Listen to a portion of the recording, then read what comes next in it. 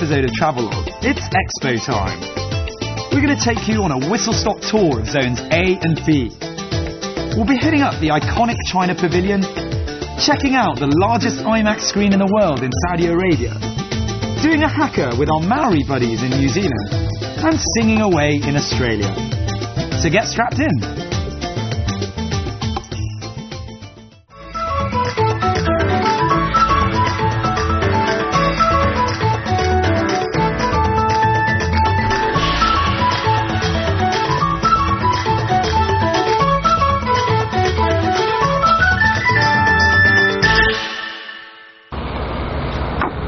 Hi, I'm Mark Edwards. Welcome to Travelogue and welcome to our Shanghai Expo special. It's the 53rd edition of this fantastic event, which has been running all the way back since 1851.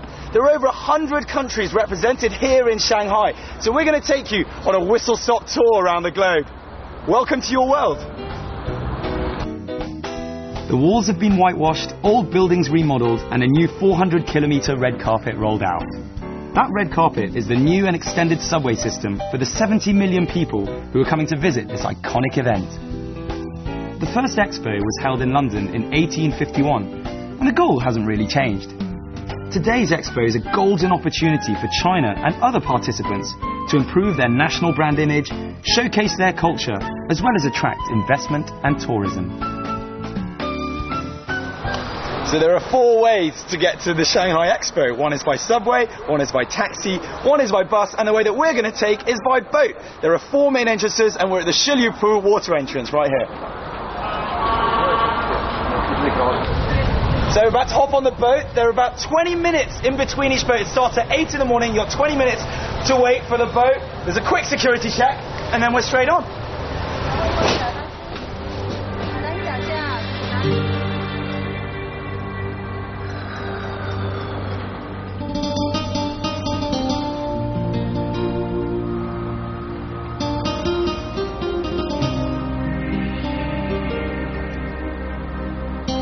So your passage to the Expo via boat will take around 40 minutes. Now here's the kicker. With your ticket to the Expo, you get a free ride on the boat. So, free ride might take a bit longer. You get to have all the views all around you on the way.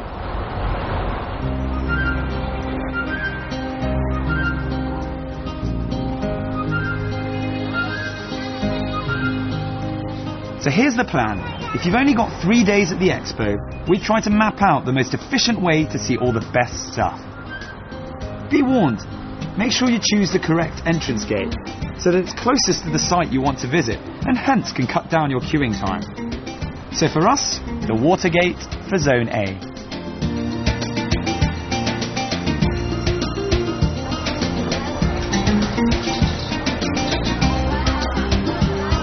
When you get off the boat, one of the first things you must do is pick up a free map. Trust me, you're going to need this. The Expo site is enormous.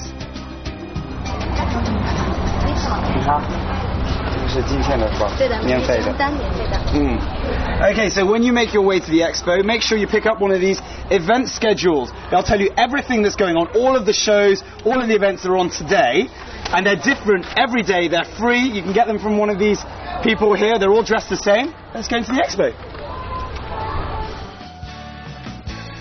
All in all, you'll find 5 zones, A, B, C, D and E, split by geographical region or theme.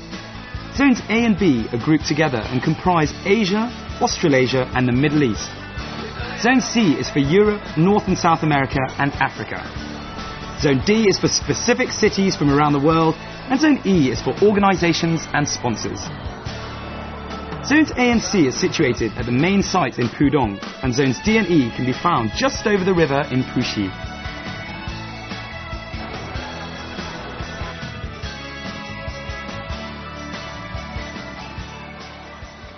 As befits such a global event, you can pick up all sorts of Expo paraphernalia in the gift shop. Now, I've been told one of the most popular items is the Expo passport. You'll take this passport to each one of the pavilions and they'll give you a stamp. So go to the America one, stamp, Italy one, stamp, all the way around the world. Let's get stamping.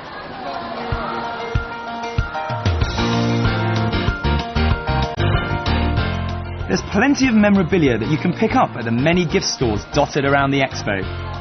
The mascot, called Hai Bao, seems to be a catch for everyone, young and old. Hai Bao means treasure of the sea. He's shaped like the Chinese character Ren, which means people, and his funky hair is meant to look like a wave, because Shanghai is a port city. So behind me is the Expo Center. This is where the main celebrations, forums and conventions will take place throughout the Expo. On top of that, each one of the international pavilions will get one day here where they'll get to showcase, put on a show, spectacles, and really highlight everything about their countries. Hai Bao, a rather clean-cut fellow, is a perfect fit for the Expo's overall theme. A better city, better life. It reflects a hope of harmony as the world's urban population grows. It has also provided a framework for China and other countries to explore new ways of keeping modern cities clean, efficient and comfortable. Each pavilion is a showcase of best practice shared by the participants. We found a stunning diversity of ways in which environmentally friendly and energy efficient technology is being used around the world, and even how it's bridging the gap between urban and rural life. This was done by incorporating natural spaces and elements into urban settings. So the slogan for the Shanghai Expo 2010 is a better city, a better life. Now we've come to the theme pavilion where they really try and highlight what a more environmentally friendly city should look like and how we should really act between each other, between how we build a city and how the buildings are in general for a better life. So you'll be able to see who wastes the most and who's doing quite well. The Expo's green theme is explored in detail in the rather aptly named Theme Pavilion. It's a must-see for your own education and just for the sheer fun of it. Grabbing the theme by the horns, the pavilion is supported by eco-walls enveloped with 5,000 square metres of plant life. The undoubted highlight for me here was the 3D magnificence of the urban planet, as well as the stargazingly delicious story that unfolds at the Urban Dreams section.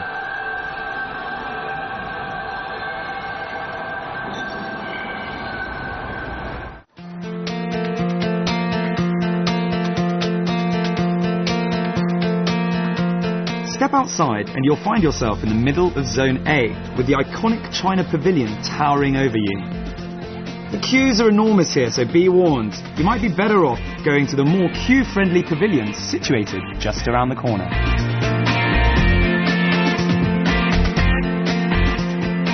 Was a wonderful thing. When people talk about Pakistan, they do not know it's so colorful and it's so culturally rich. And such diversity in terms of landscapes. We have some of the highest mountains in the world. This is the Pakistan Pavilion themed Harmony in Diversity. Here, culture, tradition, modernity and history are merged into one showcase. You'll be able to experience the life of a typical Pakistani citizen through visual and multimedia presentations. At the Expo, you can learn about cultures you might never have seen before or knew very little about. It was a real eye-opener, for instance, to find out about the Kalash tribes in northern Pakistan, where green eyes and blonde hair are not uncommon. The powerful women of Pakistan are also given a lot of attention here. We're taken through a roster of the most prominent female Pakistanis, past and present, and their achievements. A stone's throw away from the Pakistan's distinctive Lahore Fort replica pavilion, you'll find the more queue-friendly ones of Oman, Israel, Sri Lanka, and India.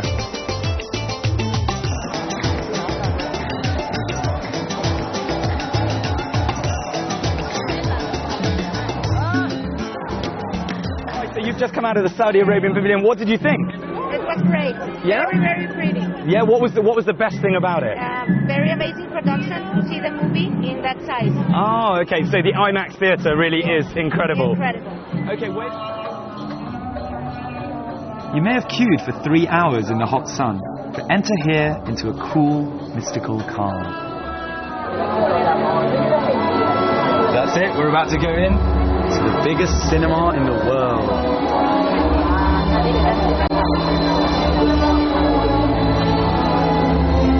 Let the soothing Arabic music wash over your senses. Themed The Vitality of Life, this pavilion shows us calmness in urban settings. It also happens to be the second most expensive pavilion at the Expo, costing millions of dollars. Saudi Arabia's moonboat is a must-see, if only for what the inside holds.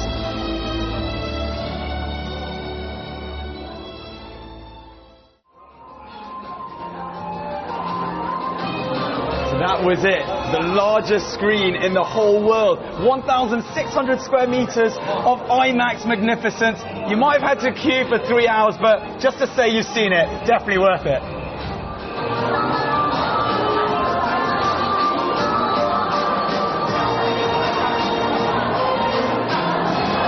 So don't forget to get your passport stamped when you go into each one of the pavilions. And we're here at the Saudi Arabia pavilion. Which page is it today? 35. 35, so you get a specific page. Here we go. Fantastic, thank you very much. And, ooh, even more. CCTV. Thank you for visiting.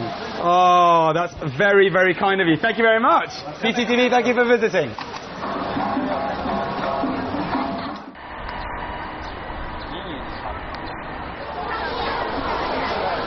So the expo is absolutely huge and you really won't be able to walk it on your own, so use the buses that run frequently across the main avenues, just hop on and go. There are over 100 zero-emission shuttle buses zipping across the expo site. Every 300 meters there's a stop. So you don't have to walk too far.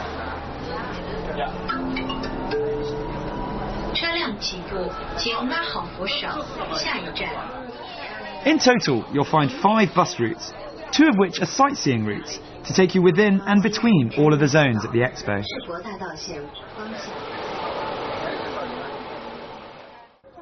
Most of the pavilions here are rented out. However, you'll find that over 40 countries have chosen to design and build their own pavilions, like the next one. So behind me we've got one of the most talked about spots in town. It's the Japanese pavilion. As you can see how popular it is with the huge queues. Now, plenty of things inside, but structurally on the outside, the Japanese have tried to highlight green technology and how they can use green technology to help humanity. The structure has solar panels to create energy. We've got funnels that takes in rainwater and that keeps the building and the people inside cool. And they've designed the building so that it's open, so that wind can pass through and they don't waste a lot of electricity on things such as air conditioning. So very exciting. Can't wait to go inside and have a look.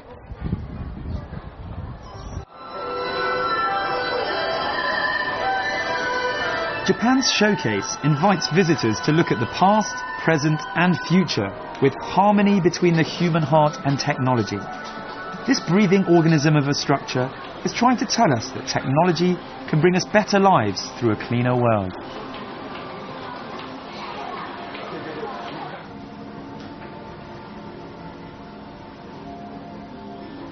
So the Japanese are an extremely technologically advanced nation, and you really get that highlighted here at the Japanese pavilion. We've come down and we can see how sewage water is turned all the way into drinkable water. And that's not it, I've been told there's plenty more. Let's go and have a look.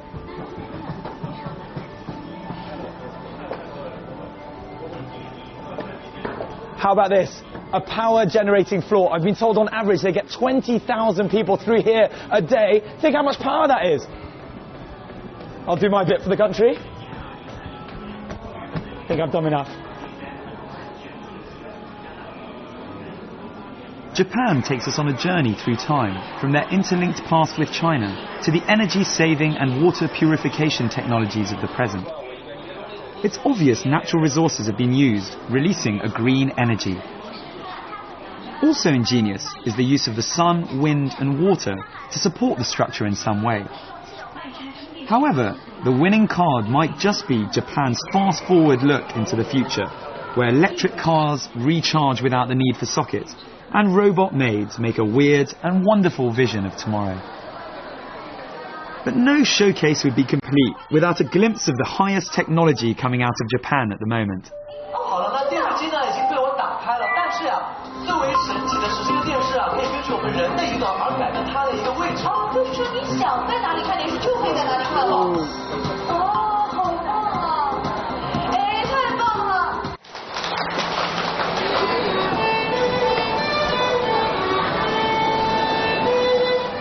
Without a doubt, the pièce de résistance at the Japan Pavilion is a robot which plays the violin. I tried the violin once and was awful at it, and here we have a robot rubbing it in our noses.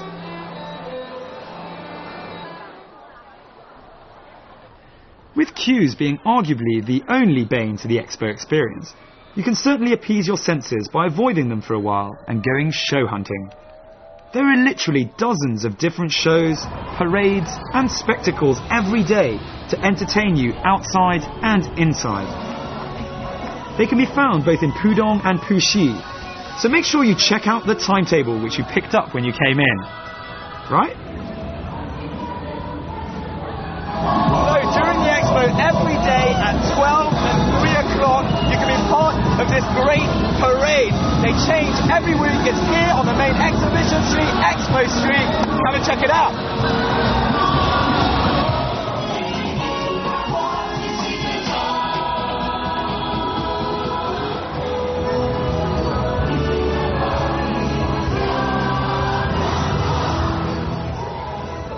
From Asia to Australasia, and to one of the most thought out and people-friendly pavilions. Light sprinklers here keep you cool, and the entertainment is a feast.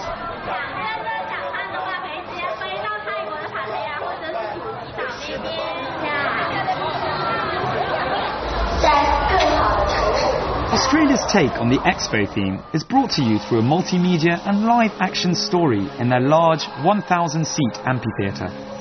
With vivid colours, emotive stories and a clear message, it's difficult not to be impressed. However, it combines the serious issues behind the Expo's principal theme with a typically Aussie laid-back and humorous style. You'll learn and you'll laugh.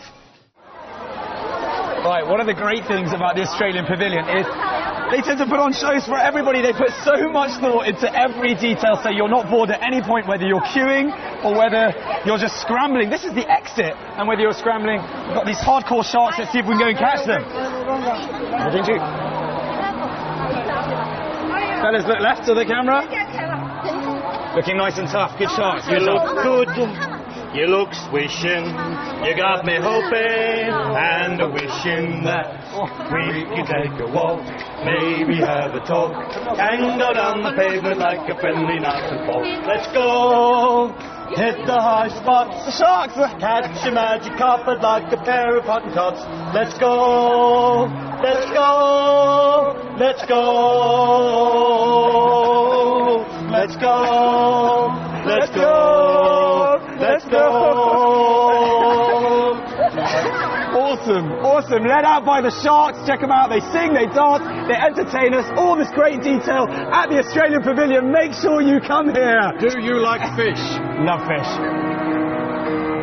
Let's call the whole thing off.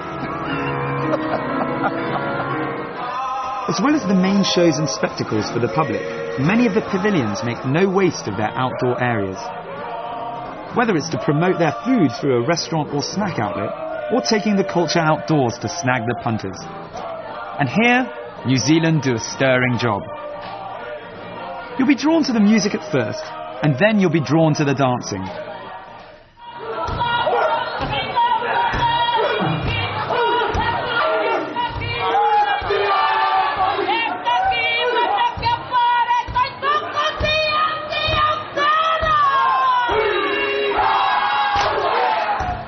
The Kiwis, as New Zealanders are sometimes affectionately known, perform some of their local songs.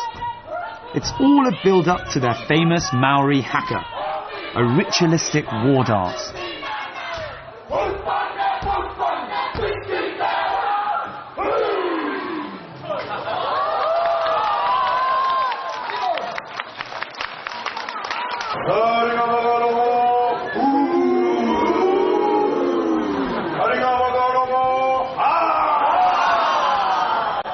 If you want to learn the haka, or simply fancy hitting yourself repeatedly on the legs and body, And don't hesitate to sign up when the opportunity comes.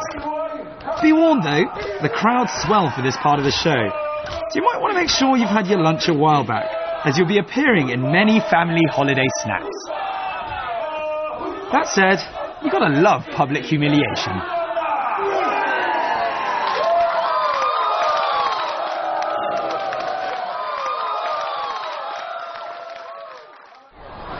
So for those of you who've been stuck in an office all day thinking, I'm only going to be able to see the expo at the weekends, fear not. It stays open until 10 o'clock. All the pavilions stay open until 10 o'clock. And as an added bonus, you get cheaper tickets after 6, all the way down to 90 RMB. And the great thing is, there's plenty of things going on at night here.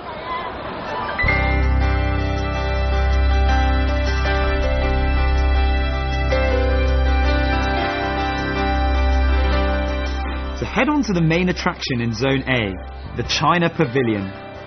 To be perfectly honest, stay away during the day unless you want to queue for around 4 hours. Make your way over when the evening comes along. As one of the 5 permanent structures constructed for the expo, the China Pavilion is one of the largest and most impressive. So when you make your way to the China Pavilion, one of the things you'll be able to check out is how Chinese people in the major cities used to live. Behind me, we've got 1978, that's how they used to live with the radio. Here we're moving 10 years forward, 1988, black and white TV, old school phone. Let's keep going. 1998, colour TV, computers. This is a bit more my style. And then finally, this is how Chinese people live today. Have a look. Some might say it's buzuo, which means not too bad in Chinese. Have a look.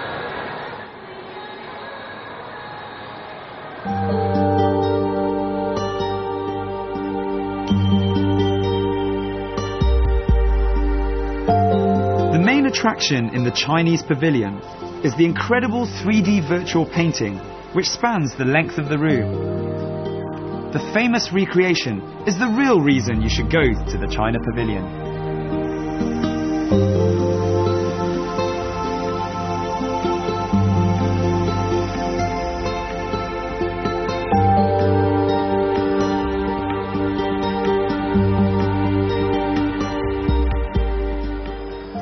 Behind me, one of the most famous paintings in China. Well, certainly it's a recreation of one of the most famous paintings painted over 900 years ago in the Song Dynasty, which illustrates life within and outside of a city. Being brought to life here in the China Pavilion. Enjoy.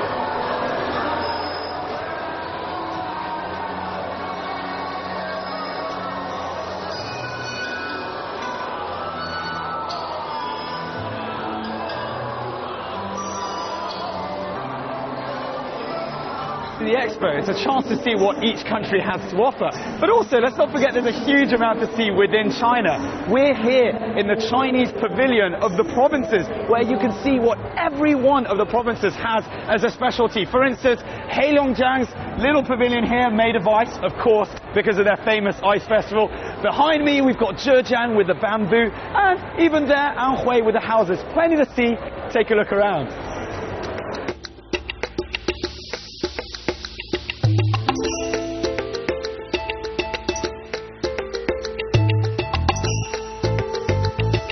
My biggest tip for the expo in zones A and B, if you're not a fan of the heat and queuing, is to come in the evenings.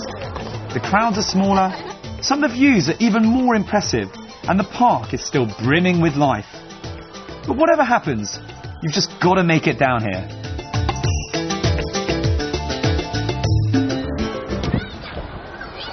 So, with the activities going on all around me and even below me, unfortunately, that's all the time we've got left for today. But what an action-packed day it was! We managed to smash our way through Asia, Australasia and the Middle East. But tomorrow, it's going to get even more busy, where we're going to be heading to Europe, we're going to do Africa, North and South America, and how I'm not going to be totally jet-lagged is completely beyond me.